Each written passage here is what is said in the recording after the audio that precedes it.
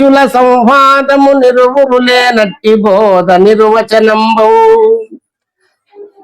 తరచుగా కట్టెలు అగ్నియు మెరుగుడబడి కాలినట్టి మేది నీలోనా మేది నీలోనా గురు శిష్యుల చలములోనా గురు శిష్యుల చలములోనా గురు శిష్యులు నచలములోనా గురు శిష్యులు నచలములోనా గుర్తెరుగు స్థానము భ్రష్టు చేసిన వెనుక గుర్తెరుగు స్థానం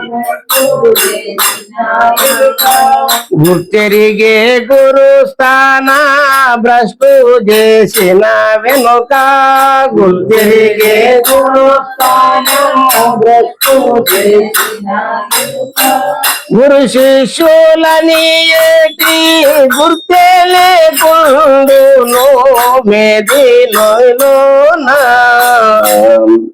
గురు శిష్యులు నచనములోనా నచనములోనా గురు శిష్యుల సంవాదం నిరువురు లేనట్టి బోధ నిర్వచనంబవు. గురువు శిష్యులు అనే వాళ్ళు ఇద్దరు ఉండాలి బోధ. అంటే ప్రశ్నే పరిప్రశ్నేనా అన్నట్టుగా ప్రశ్నకు పరిప్రశ్న ఉండాలి. అంటే శిష్యుడు ఉపదేశం అయింది మొదలు, వాడు క్రమశిక్షణ నియమ నిబంధనలు ఉండి స్నాన పరుడై సద్గ్రంథ పఠన చేస్తూ పెద్దలు నడుచుకున్నటువంటి మార్గంలో నడుచుకుంటూ సజ్జన సహవాసంతో ఉండి వారు గురువు దగ్గర ఉన్నటువంటి బోధన తాను నేర్చుకొని మళ్ళీ దాన్ని ఉరబెట్టుకోవాలి. అంటే గురుముఖంగా వచ్చినప్పుడు ఆ సద్గ్రంథాన్ని తీసుకొని వచ్చి మళ్ళా వాళ్ళ ముందు చదివి అడగాలన్నమాట. శిష్యుడు అడగనే పోతే ఇంకా గురువు చెప్పేది ఉండదు. కాబట్టి అట్లా గురు శిష్యులు ఇద్దరు ఉంటేనే ఈ ధర్మం నిలుస్తుంది. కాబట్టి దేనికైనా రెండు ఉన్నాయి. రెండు చేతులు తగులుకుంటే శబ్దం వస్తుంది. ఇద్దరు ఉంటే సంవాదం జరుగుతుంది, ఒకరుంటే చేయలేదు. కాబట్టి గురు శిష్యుల సంవాదము నిరువురు లేనట్టి బోధ నిర్వచనం బహు. అది ఏకవచనం అయిపోతుంది, నిలువదది. తరచుగా కట్టెలు అగ్నియు, ఇక్కడ ఉంది తరచుగా కట్టెలు అగ్ని మిరుగుడబడి కాలినట్టు అంటాడు. ఇప్పుడు ఒక అగ్గిపెట్టె ఉంది, దాంట్లో అగ్గిపుల్ల ఉంది, అలా అలాగే పెడితే అట్లే ఉంటుంది. దాంట్లో ఒక వ్యక్తి వచ్చి ఆ పుల్ల తీసి రాపిడి చేస్తే ఆ మిరుగుడు పడింది. ఒక కట్టెలు ఉన్నాయి కంప చాలా, ఆ కంపలు వేసి మొత్తం కాలిపోతుంది కట్టెలని కూడా. అంటే గురు శిష్యుల సంవాదం వల్ల జ్ఞానాగ్ని అది ఉత్పత్తి అవుతుంది. గురు శిష్యుల యొక్క సంవాదం వల్ల, బోధ అడగడం చెప్పడం వల్ల, దీనివల్ల సద్గ్రంథ పఠనం వల్ల, సద్విచారణ వల్ల ఈ జ్ఞానాగ్ని అనే మెరుగు పడుతుంది. దేంట్లో శిష్యునికి అజ్ఞానందకారంలో మాయలో ఉన్నాడు కనుక ఈ అజ్ఞానం అనే కట్టెలు మనకు ఉన్నాయి. కాబట్టి ఇవన్నీ అంటుకపోవాలంటే ఈ రాపిడి అనేది అవసరం, గురు శిష్య సంవాదం. దానివల్ల ఈ జ్ఞానాగ్ని అనేది రగిలి తనలో ఉన్నటువంటి అజ్ఞాత సంబంధమైనటువంటి జీవగుణములన్నీ కూడా నశించి నిర్మలుడు అవుతాడు శిష్యుడు. కాబట్టి వాళ్ళు కట్టెలు అగ్ని గూడి మెరుగుడబడి కాలినట్టు మేదినిలోనా, ఈ మేదిని లోపల అడవి కట్టె రాసుకొని నిప్పుబడి అడవి అంటుకున్నట్టుగా ఇట్లా గురువు శిష్యులు ఇద్దరు కలిసి వీళ్ళ సంభాషణ వల్ల ఇక్కడ జ్ఞానాగ్ని తగులుతుంది. అక్కడ అవి రాసుకోవడం వల్ల అక్కడ అగ్ని పుట్టే అడవి అంటుకున్నది. ఈ గురు శిష్యులు ఇద్దరు సంవాదం వల్ల జ్ఞానాగ్ని తగిలి ఈ అజ్ఞానం అనేది పటాపంచలైపోతుంది. ఒక ఇంట్లో విపరీతమైన చీకటి ఉంది. ఆ చీకటి ఏ విధంగా పోతుంది? దీపం వెలిగిస్తే చీకటి ఏం లేకుండా పారిపోతుంది. మరి ఈ యొక్క దీపము గొప్ప అనుకుంటే ఈ దీపము యొక్క సామర్థ్యము కరదీపిక ముందు చిన్నదైపోయింది. కరదీపిక అంటే ఏం తెలుసు కదా? కరదీపిక అంటే సాగనంలో వేస్తారు డ్యూటీ కోల. ఆ దీపం కింద ఈ దీపం చిన్నదైపోయింది. ఈ కరదీపిక యొక్క సామర్థ్యము దావాగ్ని ముందల చిన్నదైపోయింది. దావాగ్ని అంటే పెద్ద మంట, ఒక అడి వంటకపోతుంది, ఒక గడ్డి వంటకపోతుంది. దాని ముందు ఎన్ని కరదీపికలు పెట్టినా దానికంటే ఎక్కువ అయితే ఈ దావాగ్ని యొక్క సామర్థ్యము సూర్యుని ముందు నిలవలేనట్టుగా. ఎన్ని గడివాములు అనుకున్నా కూడా సూర్యుని యొక్క ఎంతుల కంటే ఎక్కువ అవుతుందా? సూర్యుని ముందు నిలవలేనట్టుగా.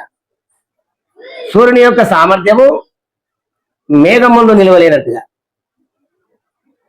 మేఘావృతం అయిపోయిందంటే మళ్ళీ సూర్యుడు కనబడతాడు.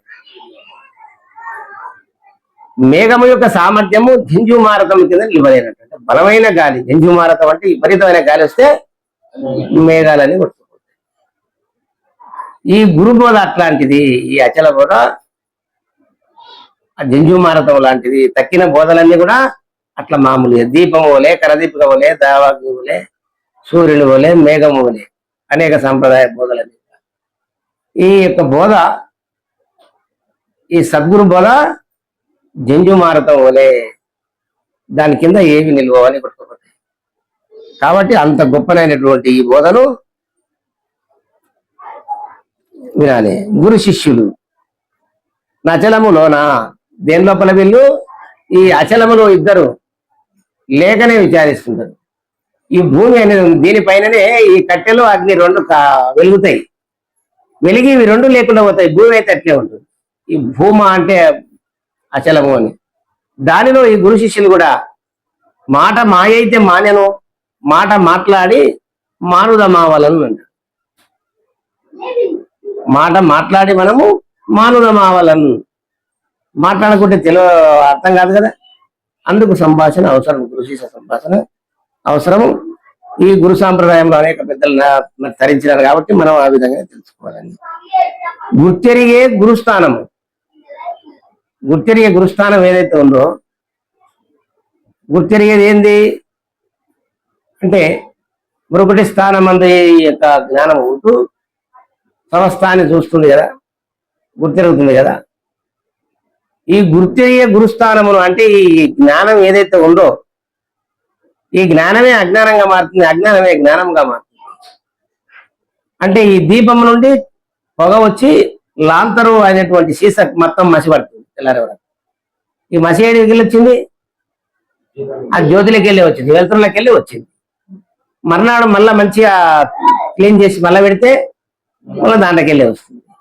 అంటే ఈ యొక్క నేననేది ఉండి ఈ శరీరంలో ఉండి ఎన్ని జపము, తపము, యజ్ఞము, యాగము, క్రతువులు, అనేకమైనటువంటి పుణ్యకార్యములు ఎన్ని చేసినా కూడా ఇట్లా క్లీన్ చేసి మళ్ళా పెట్టుకున్నట్టుగా అవుతుంది. అంటే ఇట్లా చేస్తూ చేస్తూ పరిశుద్ధాత్మ స్వరూపుడు అయిన తర్వాత అటు ఏదైతే తెలివి గురుస్థానం మిగిలిందో ఆ గుర్తెరిగే గురుస్థానంనే భ్రష్టు చేసిన వెనుక అంటే ఏంది, గురుదక్షిణగా సమర్పించాలి. ఈ తెలివినే, ఏదైతే తెలివి ఉంది కదా, ఉంది కదా, ఆ తెలివిని, ఆ ఎల్తురునే, ఆ ఎల్తురు అనే జ్ఞానమే సమస్తాన్ని తెలుసుకున్నాం కదా తెలియదు. దాంతోనే, ఆ ఎల్తురుతోనే ఆయన నీ లోపల ఏంది, జ్ఞానమే జ్యోతి. ఈ జ్ఞాన జ్యోతి, ఈ జ్ఞాన జ్యోతి గుర్తెరిగే గురుస్థానం అది సమస్తాన్ని. ఈ గురుస్థానమును గుర్తెరిగే గురుస్థానము భ్రష్టు చేసిన వెనుక దీన్ని కూడా సమర్పించాలి. అచలములోన కల్పేసేయాలి.